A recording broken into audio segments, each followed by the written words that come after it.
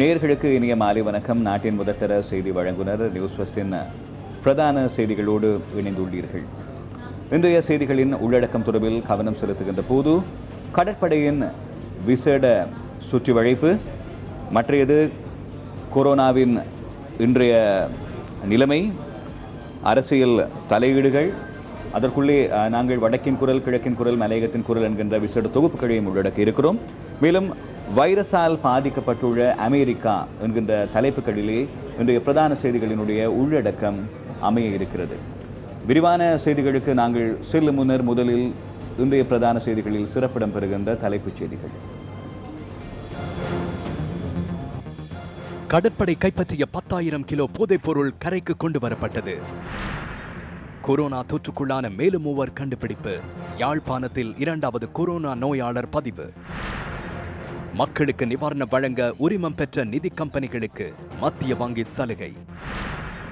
ஜனாதிபதிக்கும் ஐக்கிய தேசிய கட்சிக்கும் இடையில் கலந்துரையாடல்.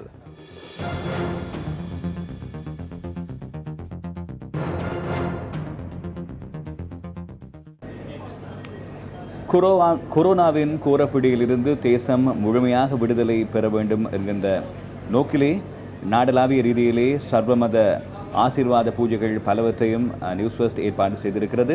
அந்த வகையிலே இன்றிலிருந்து எதிர்வரும் 7ஆம் தேதி வரை, ஏப்ரல் 7ஆம் தேதி வரை நாட்டில் உள்ள அனைத்து விகாரைகளிலும் இரவு 7 மணியிலிருந்து ரத்தன சூத்திரம் என்று சொல்லக்கூடிய நாட்டிற்கு ஆசீர்வாதம் அளிக்கின்ற பல பௌத்த சூத்திரங்கள் அங்கே பாராயணம் செய்யப்பட உள்ளன. அதுபோன்று நாட்டிலே இருக்கக்கூடிய இந்து ஆலயங்களிலும் மற்றும் இஸ்லாமிய மசூதிகளிலும் கிறிஸ்தவ தேவாலயங்களிலும் இதன் பொருட்டு பல்வேறு சர்வமத ஆசீர்வாத நிகழ்வுகள் ஏற்பாடு செய்யப்பட்டுள்ளன. அது தொடர்பான தகவல்கள் அடுத்து.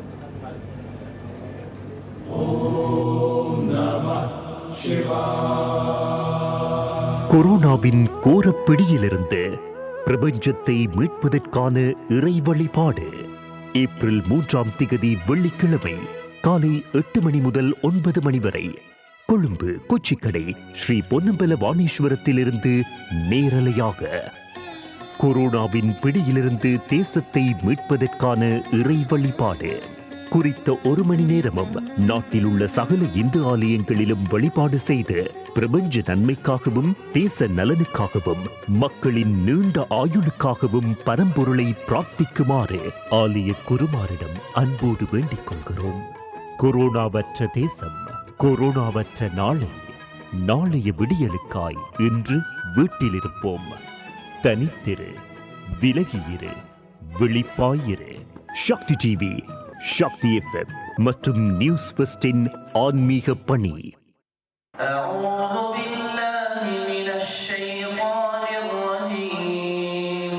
கொரோனாவை ஒழிப்பதற்காக தாய் நாட்டுக்காக ஒன்றிணைவோம். விசேட துவா பிரார்த்தனையும் மார்க்க சொற்பொழிவோம். எதிர்வரும் 3ஆம் தேதி வெள்ளிக்கிழமை மதியம் 12 மணியிலிருந்து 1 மணி வரை சக்தி டிவியில்.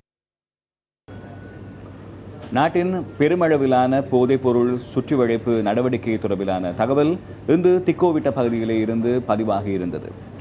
1250 கோடிக்கும் அதிக பெறுமதியான போதைப்பொருள் கடற்படையினரால் இன்றைய தினம் கைப்பற்றப்பட்டது.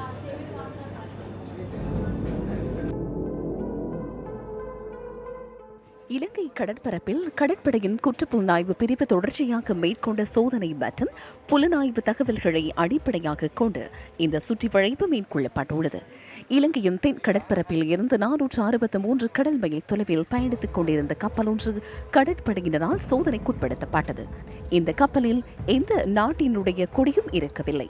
கப்பலை சோதனையிட்ட போது 500 கிலோகிராம் ஐஸ், 500 கிலோகிராம் கொகைன் மற்றும் 200 பாக்கெட் பாபுல் என்ற போதைப் பொருள் ஆகியன கடற்படையினரால் கைப்பற்றப்பட்டன. இந்த போதைப் பொருட்களுடன் பாகிஸ்தான் பிரஜைகள் 9 பேரும் கைது செய்யப்பட்டுள்ளனர்.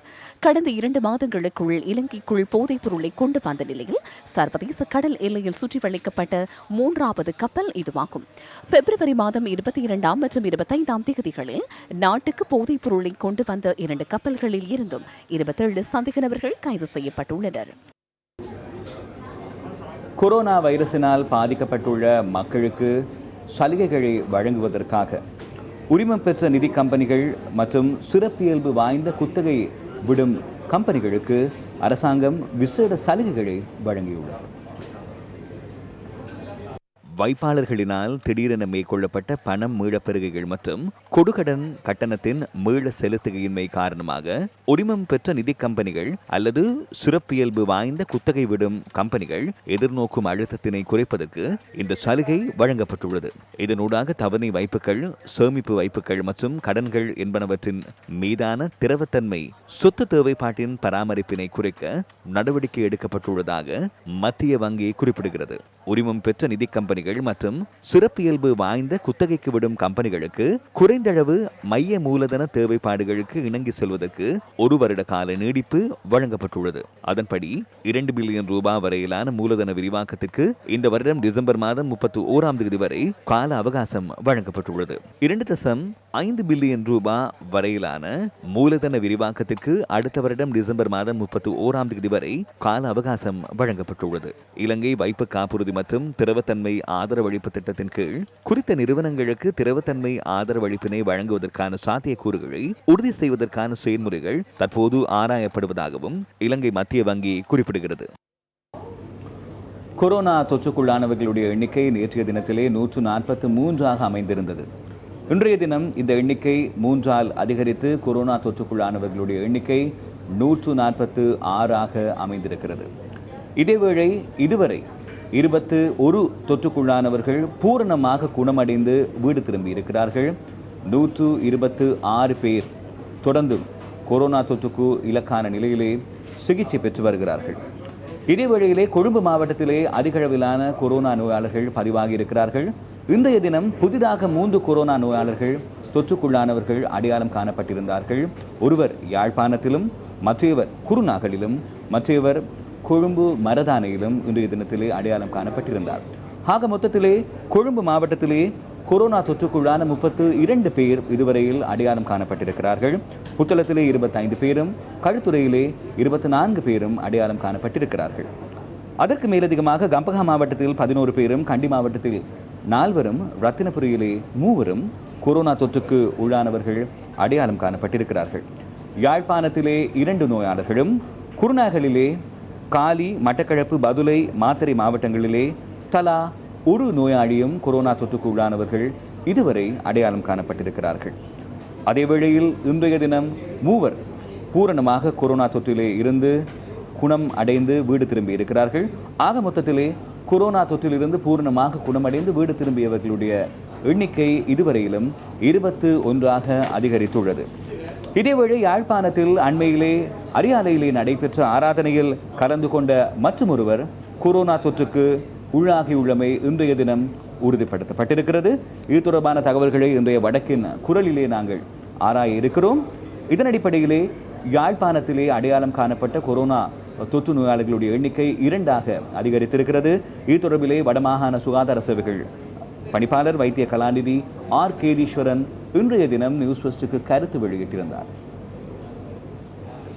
அரியாலை தேவாலயத்தில் இடம்பெற்ற ஆராதனையிலே சுவிஸ் நாட்டிலிருந்து வருகை தந்திருந்த மத போதகருடன் நேரடியாக நெருங்கிய தொடர்பில் இருந்த 20 பேரை நாங்கள் காங்கேசன்துறையில் உள்ள ஒரு தனிமைப்படுத்தல் மையத்திலே தனிமைப்படுத்தி வைத்திருந்தோம். அந்த 20 பேருக்கும் இன்று வரை எந்த விதமான நோய் அறிகுறிகளும் ஏற்படவில்லை. இருந்தாலும் அவர்கள் கிருமி தொற்றுள்ளாகி இருக்கலாம். அதாவது காவி நிலையில் கிருமி தொற்றுக்குள்ளாகியும் நோய் அறிகுறிகள் இல்லாமல் காவி நிலையில் இருக்கலாம். அதனை இனங்காண்பதற்காக அந்த 20 பேரிலே 10 பேருக்கு நேற்று நாங்கள் இந்த பரிசோதனையை மேற்கொண்டிருந்தோம். அதிலே ஒருவருக்கு இந்த வைரஸ் பாசிட்டிவாக இன்றைக்கு அந்த முடிவு வெளிவந்திருக்கின்றது. தற்போது இந்த பாசிட்டிவ் என இனங்காணப்பட்டுள்ளவர் மானிப்பாய் ரோட்டன் ரோட்டை சேர்ந்தவர், 34 வயதுடையவர். அவர் இப்போது சிகிச்சை நிலையத்தில் மாற்றப்படுகின்றார். அவரை நாங்கள் உடனடியாக வெளிக்கந்தையில் இருக்கின்ற கொரோனா ட்ரீட்மெண்ட் சென்டர் சிகிச்சை நிலையத்துக்கு இப்போது நாங்கள் இடமாற்றுகின்றோம். ஏனைய 10 பேருக்குமான பரிசோதனைகளை நாங்கள் நாளைக்கு மேற்கொள்ள இருக்கின்றோம். அவருடைய குடும்பத்தினர் ஆரம்பத்திலே சுய தனிமைப்படுத்தலிலே இருந்திருந்தார்கள். அதாவது அவர்களுடைய வீட்டிலே செல்ஃப் குவாரண்டைனில் இருந்தார்கள். அதன் பின்னர் அவரது குடும்பத்தினரும் இப்போது அந்த காங்கேசன்துறையில் இருக்கின்ற தனிமைப்படுத்தல் மையத்திலே தான் தற்போது அவர்கள் இருக்கிறார்கள். பேருவில பன்னில பிரதேசத்திலே கொரோனா தொற்றுக்கு உள்ளானவரோடு நெருங்கி பழகிய 49 பேர் தனிமைப்படுத்தலுக்கு உட்படுத்தப்பட்டிருப்பதாக அங்கிருக்கின்ற சுகாதார சேவை அதிகாரிகள் தெரிவிக்கிறார்கள். இதேவேளை தொற்று நோயாளர்கள் அடையாளம் காணப்பட்ட சில பிரதேசங்களின் நிலைமை தொடர்பில் இன்று நாங்கள் ஆராய்ந்தோம். கொரோனா தொற்றுக்குள்ளான முதலாவது நபரின் வீட்டிற்கு அருகில் உள்ள சிலரை தனிமைப்படுத்தி கண்காணிக்க இன்று நடவடிக்கை எடுக்கப்பட்டதாக பேருவள பன்னில பிரதேசத்துக்கு பொறுப்பான பொது சுகாதார பரிசோதகர் HD சயனக தெரிவித்தார். பிரதேசத்தை சேர்ந்தவர்களை வீடுகளில் இருந்து வெளியேற வேண்டாம் என அறிவிக்கப்பட்டுள்ளதுடன் பாதுகாப்பு பலப்படுத்தப்பட்டுள்ளதாக பொது சுகாதார பரிசோதகர் கூறினார். நேற்று பதிவான தொற்றுக்குள்ளானவர்களில் 6 பேர் களுத்துறை மாவட்டத்தை சேர்ந்தவர்கள் ஆவர். கொரோனா தொற்றுக்குள்ளான சிலர் அக்குரண நகரில் நேற்று அடையாளம் காணப்பட்டனர். அவர்கள் தொற்றுக்குள்ளான முதலாவது நபரின் குடும்ப உறுப்பினர்கள் ஆவர். கண்டி அக்குரணையில் பதிவான கொரோனா தொற்றுக்குள்ளான நபர் விமான நிலையத்தில் இருந்து வந்த சிறிய ரக வேனுக்கு அடையாளம் தெரியாத சிலர் நேற்றிரவு தீ வைத்துள்ளனர். கம்பல சிங்கப்பட்டியவில் உள்ள வாகன திருத்துமிடம் ஒன்று கரையில் வேன் நிறுத்தப்பட்டிருந்த சந்தர்ப்பத்தில் நேற்றிரவு 10 மணியளவில் தீ வைக்கப்பட்டுள்ளதாக போலீசார் கூறுகின்றனர். கொரோனா தொற்றுக்குள்ளான நபர் கடந்த 15ஆம் தேதி கட்டுநாயக்க விமான நிலையத்தில் இருந்து அக்குரண வீட்டிற்கு இந்த வேனில் வருகை தந்துள்ளார். கம்பல புசலாம பிரதேசத்தை சேர்ந்த நபர் ஒருவருடைய இந்த வேன் வாடகை அடிப்படையில் நீர்கொழும்பை சேர்ந்த ஒருவருக்கு வழங்கப்பட்டுள்ளது. இந்த வேனை நேற்று காலை கண்டுபிடித்ததுடன் கம்பல உடப்பலாத்த சுகாதார வைத்திய அதிகாரிக்கு இது தொடர்பில் அறிவித்ததாக கம்பல போலீசார் கூறினர். வாகனத்தை கண்டுபிடித்த போது உரிய நாட்கள் நிறைவு பெற்றிருந்தமையால் கிருமி நாசினி தெளிக்க வேண்டியதில்லை என சுகாதார அதிகாரிகள் பரிந்துரைத்ததாக நமது செய்தியாளர் குறிப்பிட்டார். கொரோனா தொற்றுக்குள்ளான 10 பேர் புத்தளத்தில் நேற்று அடையாளம் காணப்பட்டனர். இந்தோனேஷியா, தாய்லாந்து ஆகிய நாடுகளுக்கு சுற்றுலா சென்று திரும்பிய 6 பேர் கொண்ட குழுவில் இருந்த நபர் ஒருவர் கொரோனா தொற்றுக்குள்ளாகியுள்ளமை கடந்த வாரம் உறுதிப்படுத்தப்பட்டிருந்தது. அதனை அடுத்து அவர்களின் உறவினர்கள் தனிமைப்படுத்தப்பட்டு கண்காணிக்கப்பட்டனர். இவ்வாறு தனிமைப்படுத்தி கண்காணிக்கப்பட்டவர்களில் 10 பேரே கொரோனா தொற்றுக்குள்ளாகியுள்ளமை நேற்று கண்டறியப்பட்டது. இதேவேளை நாத்தாண்டியாவில் அடையாளம் காணப்பட்ட கொரோனா தொற்றுக்குள்ளான 5 தங்கியிருந்த பிரதேசத்தில் உள்ள மக்களுக்கு அரசாங்கத்தினூடாக அத்தியாவசிய பொருட்கள் இன்று வழங்கப்பட்டன. நாத்தாண்டியாவில் அடையாளம் காணப்பட்ட கொரோனா தொற்றுக்குள்ளான 5 பழகியதாக கூறப்படும் குருநாகல் டெக்னுகொல்லே பகுதியைச் சேர்ந்த பெண் ஒருவர் நேற்று வைத்தியசாலையில் அனுமதிக்கப்பட்டார். 46 வயதான குறித்த பெண்ணின் 2 பிள்ளைகளும் கணவர் தற்போது தனிமைப்படுத்தப்பட்டு கண்காணிக்கப்பட்டு வருகின்றனர். அட்டல்கோம பிரதேசத்தின் பாதுகாப்பு மேலும் பலப்படுத்தப்பட்டுள்ளது. கொரோனா வைரஸினால் நேற்று முன்தினம் உயிரிழந்தவருடன் தொடர்பில் இருந்தவர்கள் அல்லது அவரின் உறவினர்கள் 43 பேர் நேற்று அடையாளம் காணப்பட்டனர். வீடுகளில் சுய தனிமைப்படுத்தலுக்கு உட்படுத்தப்பட்டிருந்த அவர்களை நேற்றிரவு புனானை தனிமைப்படுத்தல் மத்திய நிலையத்துக்கு அழைத்து செல்ல இராணுவத்தினர் நடவடிக்கை எடுத்தனர். இதேபோல நேற்று முன்தினம் உயிரிழந்த கொரோனா நோயாளருக்கு சிகிச்சை அளித்த வைத்தியர்கள், தாதியர்கள் உள்ளிட்ட குழுவினரை தனிமைப்படுத்த நேரிட்டுள்ளது. 21 பேர் தொற்றுக்குள்ளாகியுள்ளமை கண்டறியப்பட்டதுடன் அது நாட்டு மக்கள் மத்தியில் ஒரு பீதியை ஏற்படுத்தியது. 3 நாட்களுக்கு முன்னர் புத்தளத்தில் அடையாளம் காணப்பட்ட தாய்லாந்து மற்றும் இந்தோனேஷியாவுக்கு சென்று வந்த ஒருவர் தொற்றுக்குள்ளாகி இருக்கிறார். நேற்று முன்தினம் இரவு இந்த கிராமத்தில் இருந்த 68 பேரை நாம் தனிமைப்படுத்தினோம். தனிமைப்படுத்தப்பட்டவர்களிடமிருந்து தொற்று ஏற்படக்கூடும் என உணரப்பட்டால் மாத்திரமே சாதாரணமாக பரிசோதனை முன்னெடுக்கப்படும். அவர்கள் நேற்று சாயிரா கல்லூரியில் தங்கியுள்ளோரை பரிசோதனைக்கு உட்படுத்துமாறு முன்வைத்த கோரிக்கைக்கு அமைவாக நேற்று முன்னெடுக்கப்பட்ட பரிசோதனையில் 10 பேருக்கு தொற்று உள்ளமை உறுதிப்படுத்தப்பட்டது. புத்தளத்தில் அடையாளம் காணப்பட்டுள்ள கோவிட்-19 நோயாளர் கடந்த மார்ச் மாதம் 17ஆம் தேதி ஓடி 185 வெலேஷியடன் விமானம் நாட்டுக்கு வருகை தந்துள்ளது. 36 பேர் குறித்த விமானத்தில் வருகை தந்துள்ளனர். சுய தனிமைப்படுத்தலுக்கு உட்படுத்திக் கொள்ளுமாறு அவர்களை மிக வினயமாக கேட்டுக்கொள்கிறோம். ඉතාමත්ම කාරුණික ඉල්ලනවා මේ ඔබ ස්වයං හෝ නිවෙස් නිරෝධායන් ලක් වෙන්න අපේ ඉල්ලීමට ප්‍රතිචාර දක්වමින් எமது கோரிக்கைக்கு பதிலளித்து 2913 பேர் சுய தனிமைப்படுத்தலுக்காக பதிவு செய்து கொண்டுள்ளனர். தம்மை பதிவு செய்து கொள்ளாதவர்களுக்கு எதிராக தனிமைப்படுத்தல் சட்டம் மற்றும் இலங்கை குற்றவியல் சட்டத்தின் கீழ் நடவடிக்கை எடுக்கப்படும். மேலும் சிலர் நாட்டில் தனிமைப்படுத்தலுக்கு ஒத்துழைப்பு வழங்கவில்லை என அறிய கிடைத்துள்ளது. அவர்களை கைது செய்ய நடவடிக்கை எடுத்துள்ளோம். ඔවුන් අත්අඩංගුවට ගැනීම සඳහා විශේෂ කණ්ඩායම් මේ වන විටත් යොදවා තිබෙනවා. ஐக்கிய தேசிய கட்சியின் தலைவர் ரணில் விக்ரமசிங்க உள்ளிட்ட குழுவினர் ஜனாதிபதி மற்றும் பிரதமரை இன்று பிற்பகல் சந்தித்தனர். ஜனாதிபதி செயலகத்தில் இடம்பெற்ற இந்த கலந்துரையாடல் சுமார் 3 மணித்தியாலங்கள் நடைபெற்றுள்ளது. ஜனாதிபதி மற்றும் பிரதமருடன் பசில் ராஜபக்ச, விமல் வீரவன்ச, டலஸ் அழகப்பெரும மற்றும் தினேஷ் குணவர்தன உள்ளிட்ட குழுவினர் இந்த கலந்துரையாடலில் பங்கேற்றிருந்தனர். ஐக்கிய தேசிய கட்சி சார்பில் கட்சித் தலைவர் ரணில் விக்ரமசிங்க, ரவி கருணாநாயக்க, அர்ஜுன ரணதுங்க, நவீன் திசாநாயக்க, தயாகமிகி, பாலிதரங்கி பண்டார, லக்ஷ்மண் விஜயபாந்த மற்றும் ருவான் விஜயவர்தன ஆகியோர் பங்கேற்றிருந்தனர். අපේ සැපියුම් ජාලයේ යම් ප්‍රශ්නයක් ඇති වෙලා තියෙනවා. தற்போதைய நிலைமையில் நாட்டு மக்களின் நாளாந்த தேவைகளை நிறைவேற்றுவதற்கான அரசாங்கத்தின் யோசனைகள் முன்வைக்கப்பட்டுள்ளன. நாம் ஐக்கிய தேசிய கட்சி என்ற வகையில் எமது நிலைப்பாட்டை தெளிவுபடுத்தியுள்ளோம். ஐக்கிய தேசிய கட்சியும் இணைந்து கூட்டு அறிக்கை ஒன்றை வெளியிட்டுள்ளது. அது மிக விரைவில் பகிரங்கப்படுத்தப்படும். දේශපාලන அரசியல் கோணத்தில் பார்க்காமல் அரசாங்கம் முன்னெடுக்கும் திட்டங்களை அவர்கள் பாராட்டினர். நாட்டில் தற்போது ஏற்பட்டுள்ள பிரச்சனைகள் தொடர்பில் அவர்கள் எடுத்து கூறிய போது அதற்காக எடுத்துள்ள நடவடிக்கைகள் குறித்து பெசில் ராஜபக்ச தெளிவுபடுத்தினார். அடுத்த மாதம் 9ஆம் தேதியாகும் போது 53 லட்சம் குடும்பங்களுக்கு 5000 ரூபாய் கொடுப்பனை வழங்குவதற்காக திட்டத்தை முன்னெடுக்கின்றோம். ஐக்கிய தேசிய கட்சியினரோடு இன்று நடைபெற்ற விசேட கலந்துரையாடல் தொடர்பிலே ஜனாதிபதி செயலகம் விசேட அறிக்கை ஒன்றை வெளியிட்டிருக்கிறது. இந்த அறிக்கையிலே கொரோனா பாதுகாப்பு தொடர்பிலே பல்வேறு திட்டங்களை அரசாங்கம் முன்னெடுக்கிறது. இந்த திட்டங்கள் மக்களுடைய இயல்பு வாழ்க்கைக்கு குந்தகம் விளைவிக்காத வண்ணம் அமைய வேண்டும் என்கின்ற கோரிக்கையை ஐக்கிய தேசிய கட்சியினர் முன்வைத்ததாகவும், இந்த திட்டங்களை உரிய முறையிலே செயற்படுத்த வேண்டும் என்கிற மற்றொரு கோரிக்கையையும் அவர்கள் சமர்ப்பிப்பதாக ஜனாதிபதி செயலகம் வெளியிட்டிருக்கின்ற அறிக்கையிலே தெரிவிக்கப்பட்டிருக்கிறது. இதேவேளை இந்த 2 கோரிக்கைகள் தொடர்பிலும் ஜனாதிபதி செயலக தரப்பினரும் இணங்கியதாக அந்த அறிக்கையிலே தெரிவிக்கப்பட்டிருக்கிறது.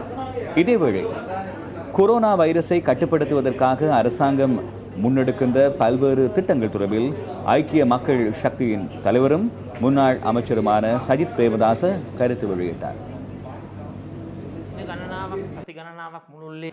பல வாரங்களாக முன்வைத்த கோரிக்கைகளை செவிமடுத்து பாதிக்கப்பட்ட மக்களுக்கு நிதி மற்றும் நிவாரணப் பொருட்களை வழங்குவதற்கு அரசாங்கம் கடந்த 30ஆம் தேதி தீர்மானித்துள்ளது. தற்போதைய அரசாங்கத்திற்கு நாம் நன்றி தெரிவிக்கிறோம். சனத்தொகை மதிப்பீட்டு திணைக்களம் 2020ஆம் ஆண்டு சமர்ப்பித்துள்ள புள்ளி விவரங்களுக்கு அமைய நபர் ஒருவருக்கு மாதாந்தம் 5020 ரூபாய் தேவைப்படுகிறது. குடும்பம் ஒன்றை கேந்திரமாக கொண்டு மாதாந்தம் 20,080 ரூபாவை வழங்க நடவடிக்கை எடுக்குமாறு அரசாங்கத்திடம் நான் கோருகிறேன். இந்த நிவாரண திட்டம் உணவுப் பொருட்களை வழங்கும் செயற்பாடுகள் முன்னெடுக்கப்படுவதில்லை என மக்கள் கூறுகின்றனர். இந்த கருத்துக்களை விமர்சிப்பதற்காக நான் முன்வைக்கவில்லை. நாட்டு மக்களுக்கு அரசாங்கம் வழங்கும் சேவைகளை முறையாக நடைமுறைப்படுத்த வேண்டும் என்பதற்காகவே இதனை கூறுகிறேன். ஹபராதுவில் இன்று நடைபெற்ற ஊடகவியலாளர் சந்திப்பில் சட்டத்தரணி மைத்ரி குணரத்ன இவ்வாறான கருத்தை வெளியிட்டிருந்தார். கொரோனா வைரஸ் எதிர்கட்சி தலைவர் சஜித் பிரேமதாஸ் அவர்கள் ஜனவரி 24ஆம் தேதி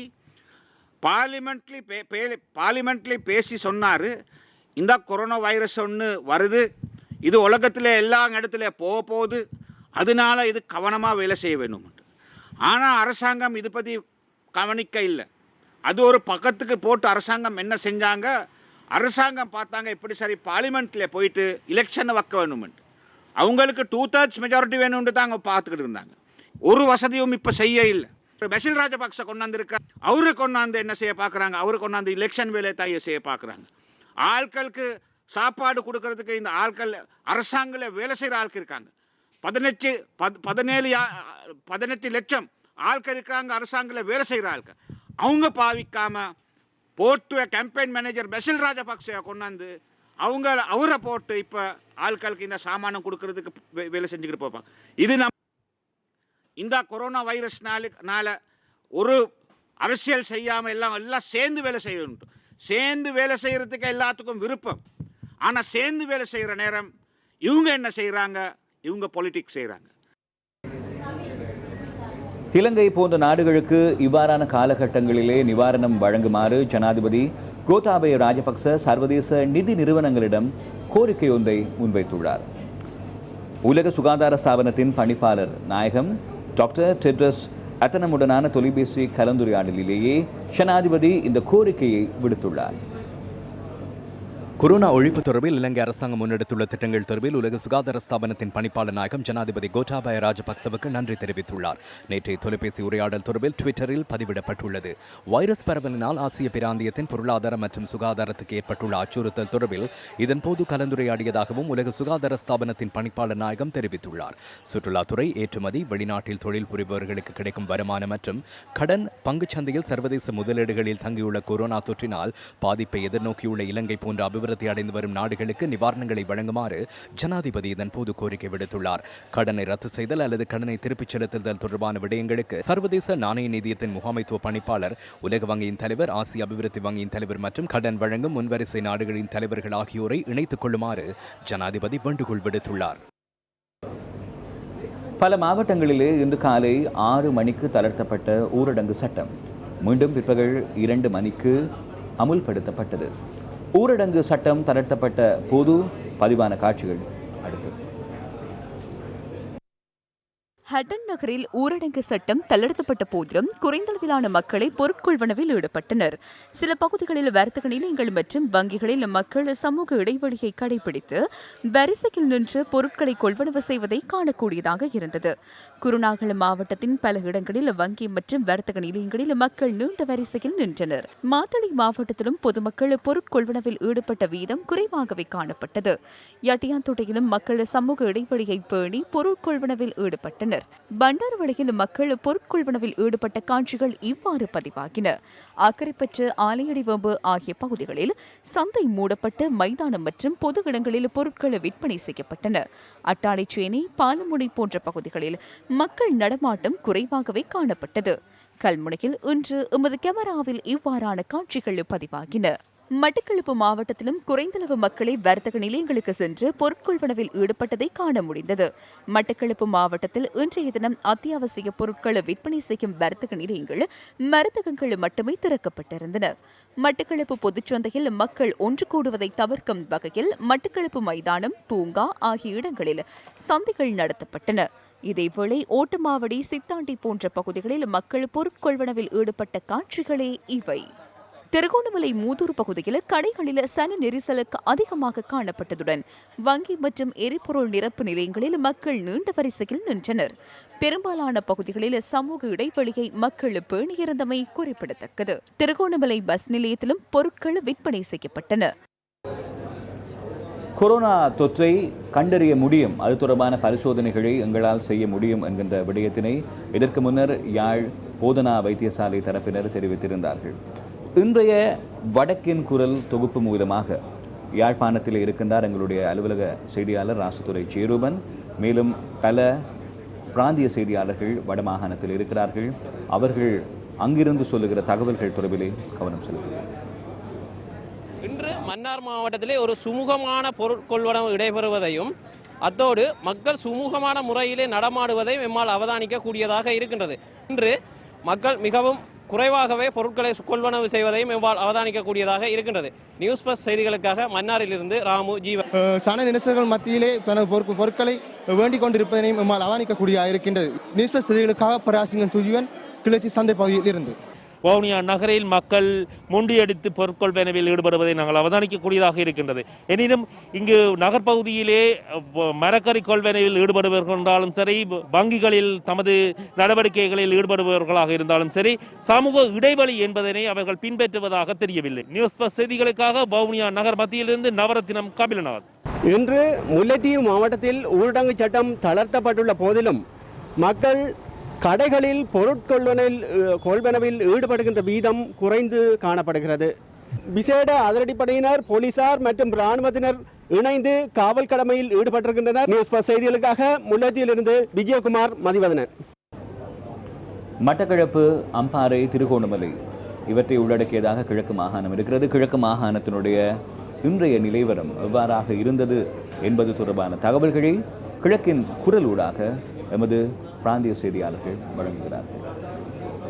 பிரதேசங்களில் ஒரு சில இடங்களில் ஒன்றாக குழுமி இருந்து பொருட்களை கொள்வனவு செய்கின்ற காட்சிகளையும் எம்மால் அவதானிக்க முடிந்தது.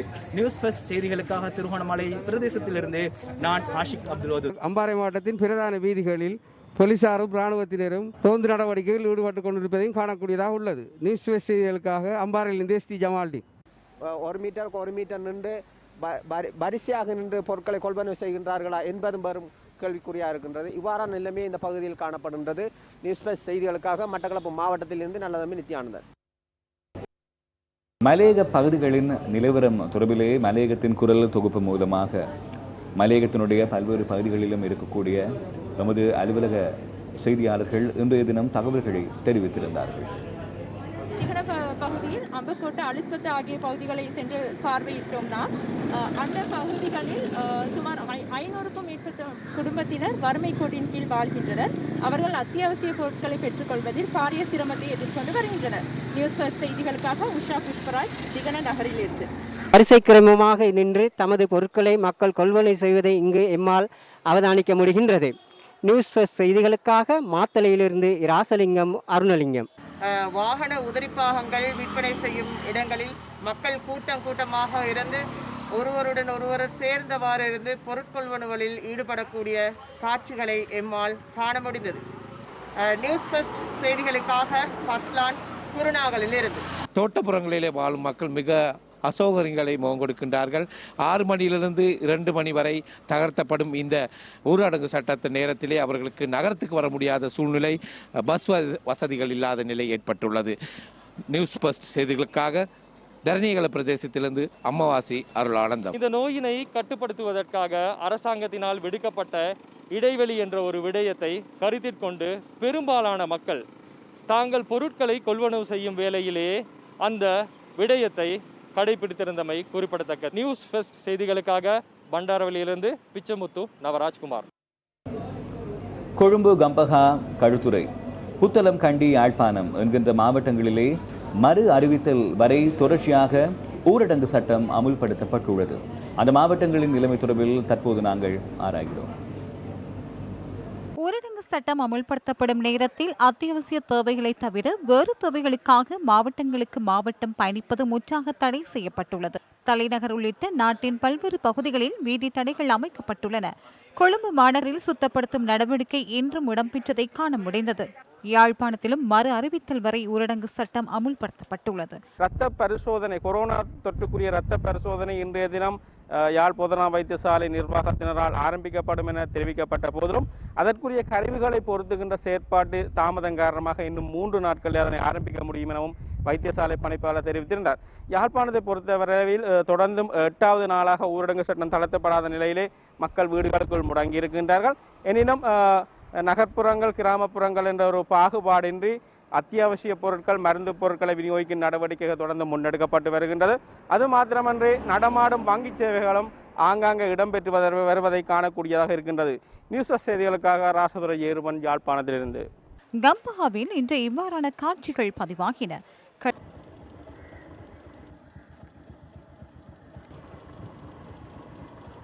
களுத்துறை மாவட்டத்திலும் மறு அறிவித்தல் வரை ஊரடங்கு சட்டம் அமுல்படுத்தப்பட்டுள்ளது.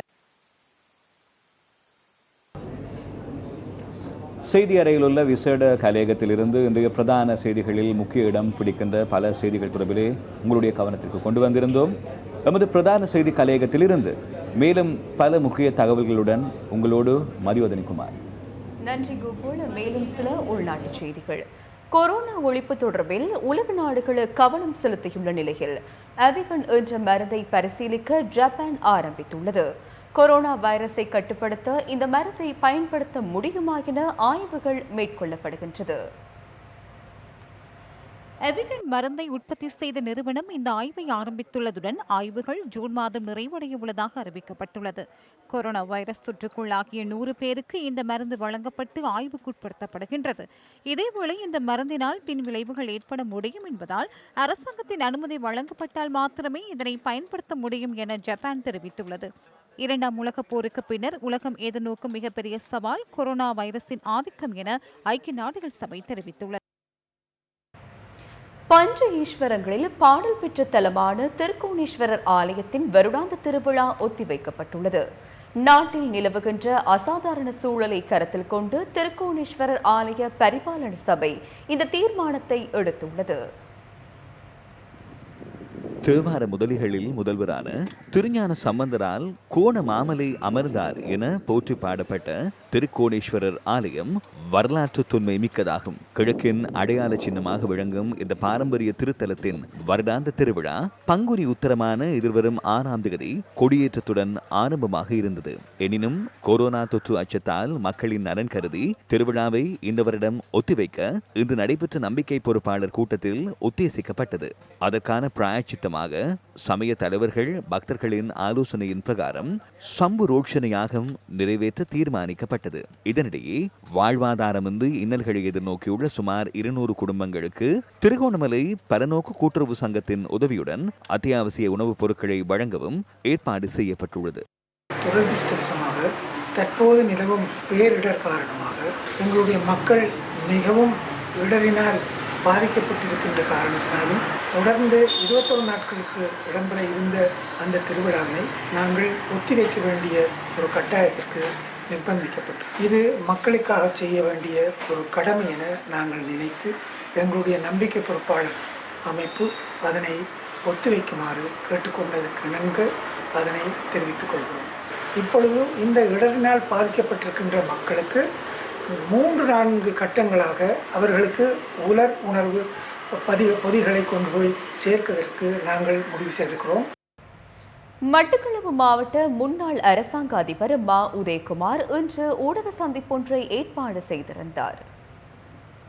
கடந்த 15/3/2020 என்னுடைய நண்பர்கள் என்னை சந்தித்து அவருடன் நான் நெருக்கமாக பழங்கிய அடிப்படையிலே அவர் கொரோனா தொற்றுக்கு உட்படுத்தப்பட்டிருந்த என்ற அடிப்படையிலே நாங்கள் 15/3/2020 இருந்து எங்களை சுய தனிமைப்படுத்தலுக்கு உட்படுத்தினோம். அதே வேளையிலே என்னுடன் அன்று பழகியவர்கள், பயணித்தவர்கள், என்னுடன் கதைத்தவர்கள் என்ற அடிப்படையிலே சுமார் 40 குடும்பங்கள் தனிமைப்படுத்தப்பட்டு அவர்களும் இந்த சுய தனிமைப்படுத்தலிலே சுகாதார திணைக்களத்தினுடைய கண்காணிப்புடன் அவர்களுடைய உடல் நலன் சம்பந்தமாக கவனிக்கப்பட்டது. அந்த அடிப்படையிலே 29/3/2020 நாங்கள் அவ்வாறான இந்த தொற்றுக்கு உட்படுத்தப்படவில்லை என்ற சுகாதார வைத்திய அதிகாரி அலுவலகத்தினுடைய கடிதங்கள் எங்களுக்கு கிடைக்கப்பெற்றிருக்கின்றன. முல்லைத்தீவு மாவட்டத்தில் மக்களுக்கான அத்தியாவசிய சேவைகளை வழங்குவது தொடர்பான கூட்டம் அரசாங்க அதிபர் க விமலநாதன் தலைமையில் இன்று நடைபெற்றது. வெளிநாட்டிலிருந்து வந்து அவர்களை தனிமைப்படுத்தி இருந்திருந்தோம். அதில் 116 பேரை தனிமைப்படுத்தி 100 பேர் தற்போது அவர்களை வீட்டுக்கு திருப்பி அனுப்பப்பட்டிருக்கின்றார்கள். யாழ்ப்பாணத்தில் நடைபெற்ற அந்த ஆராதனை வைபவத்தில் கலந்து கொண்டவர்களை சந்தேகத்தின் ஆக்கப்பட்டு இருக்கின்றார்கள். அதைவிட ஊரடங்கு சட்டம் அமுல்படுத்தத்துக்கு பின்பாடு வெளி மாவட்டத்திலிருந்து வருகின்ற ஆட்களை நாங்கள் தனிமைப்படுத்தியிருந்தோம் 525 பேர். அதில் 117 பேரை தற்போது விடுவித்திருக்கின்றார்கள். 408 பேர் தற்போது இருக்கின்றார்கள் தனிமைப்படுத்தப்பட்டு.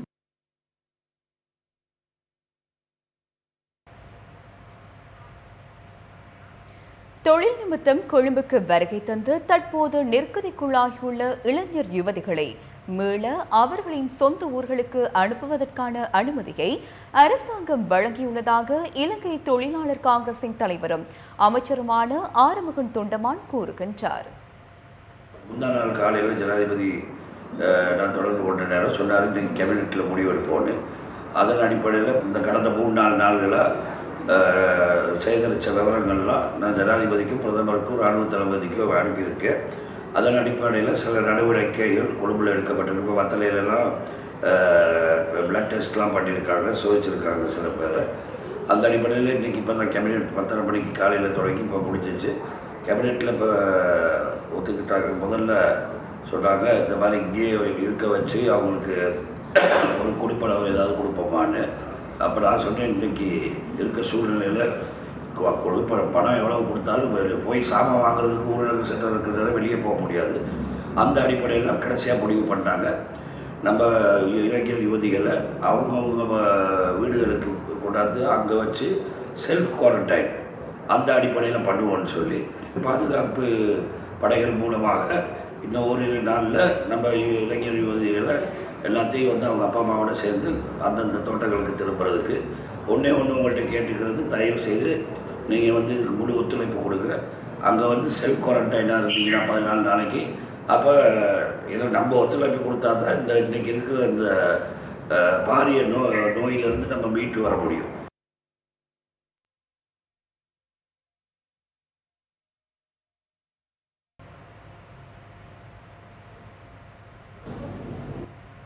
சர்வதேச செய்திகளுடன் செய்தி அறையிலிருந்து ராஜேந்திரன் கோகுல்நாத் இணைந்து கொள்கின்றார். கோகுல். நன்றி மதிவதனி.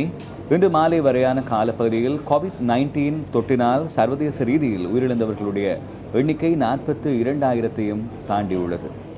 இதேவேளை வரவிருக்கும் மோசமான நாட்களுக்கு தயாராகுமாறு அமெரிக்க ஜனாதிபதி டொனால்ட் ட்ரம்ப் நாட்டு மக்களிடம் வேண்டுகோள் விடுத்துள்ளார். எதிர்வரும் நாட்கள் வலி மிகுந்த நாட்களாக அமையும் எனவும் அவர் தெரிவித்துள்ளார். இதேவேளை அமெரிக்காவில் இதுவரை கொரோனா தொற்றுக்குள்ளானவர்களுடைய எண்ணிக்கை 1,89,000 தாண்டியுள்ளது. இவர்களில் 4,074 பேர் கொரோனா தொற்றுக்கு உள்ளாகி உயிரிழந்துள்ளனர். சர்வதேச நாடுகளினுடைய தகவல்கள் அடுத்து. தொடர்ந்தும் கொரோனா வைரஸ் தொடர்பான பல்வேறு தகவல்கள் சமூக வலைத்தளங்களிலே உலா வருகின்றன. இந்த தகவல்களுடைய உண்மைத்தன்மை என்ன? இது சரியா பிழையா?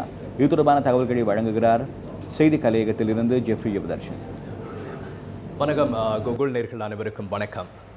பேக்கரி உற்பத்திகள் விரைவில் ஜீரணிக்காததால் அவற்றை உண்பவர்கள் கொரோனா தொற்றுக்கு இலகுவில் இலக்காவார்கள். ஆதலால் பேக்கரி உற்பத்திகளை நுகர வேண்டாம் என உலக சுகாதார ஸ்தாபனம் தெரிவித்ததாக சமூக வலைதளங்களில் தகவல் ஒன்று அதிகளவில் பரப்பப்பட்டது. இது ஒரு வதந்தியாகும். ஏனென்றால் பேக்கரி உற்பத்திகளை நுகரக்கூடாது என உலக சுகாதார ஸ்தாபனம் எந்த ஒரு அறிக்கையையும் இதுவரை வெளியிடவில்லை என்பது குறிப்பிடத்தக்கதாகும். ஏ பாசிட்டிவ் குருதி வகையைச் சேர்ந்தவர்களை கொரோனா வைரஸ் பாரிய அளவில் தாக்கும் எனும் தகவல் சமூக வலைத்தளங்களில் அதிக அளவில் பகிரப்பட்டது. எனினும் மற்றைய குருதி பிரிவினரை கொரோனா வைரஸ் தாக்காது என நாம் அசட்டையாக இருந்துவிடக்கூடாது. ஏ பாசிட்டிவ் குருதி பிரிவினருக்கே அதிக தாக்கம் ஏற்படும் என்பதும் ஒரு வதந்தியே. வேது பிடித்தல் எனப்படும் சுடுநீரிலிருந்து வரும் நீராவியை ஆழ சுவாசித்தால் கொரோனா வைரஸ் தாக்கத்திலிருந்து மீளலாம் எனும் தகவல் அதிக அளவில் சமூக வலைதளங்களில் பகிரப்பட்டது. எந்த ஒரு ஆய்வும் வேது பிடித்தல் கொரோனாவை அழிக்கும் என்பதை இதுவரை விஞ்ஞானபூர்வமாக உறுதிப்படுத்தப்படவில்லை. வாழைப்பழங்களை அதிக அளவில் உண்டால் கொரோனா தொற்றிலிருந்து தப்பிக்கலாம் என ஆஸ்திரேலியாவின் குயின்ஸ்லாந்து பல்கலைக்கழகம் கூறுகின்ற வகையில் காணொலி ஒன்று அதிக அளவில் பகிரப்பட்டது. எனினும் கொரோனா வைரஸுக்கும் வாழைப்பழம் உண்பதற்கும் இடையில் எவ்வித தொடர்பும் இல்லை என ஆஸ்திரேலியாவின் குயின்ஸ்லாந்து பல்கலைக்கழகம் இந்த காணொலியை நிராகரித்திருந்தது.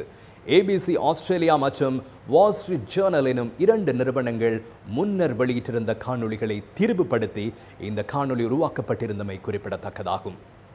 தேநீர் அருந்துவதால் கொரோனா வைரஸிலிருந்து மீள முடியும் என்பதை கொரோனா வைரஸை முதலில் கண்டுபிடித்த வைத்தியர் வென்லியாங் கூறியதாகவும் அதனை சீனா பின்பற்றியதாலேயே வைரஸ் தொற்றிலிருந்து மீண்டதாக தகவல் ஒன்று பரப்பப்பட்டு வந்தது. எனினும் இந்த தகவல் முற்றிலும் தவறானது என மருத்துவ நிபுணர்கள் தெரிவிக்கின்றார்கள். இன்னும் சில தகவல்கள் நாளை எதிர்பாருங்கள். இத்துடன் இரவு 8 மணி நியூஸ் ஃபர்ஸ்டின் பிரதான செய்தி அறிக்கை நிறைவு பெறுகிறது. வணக்கம்.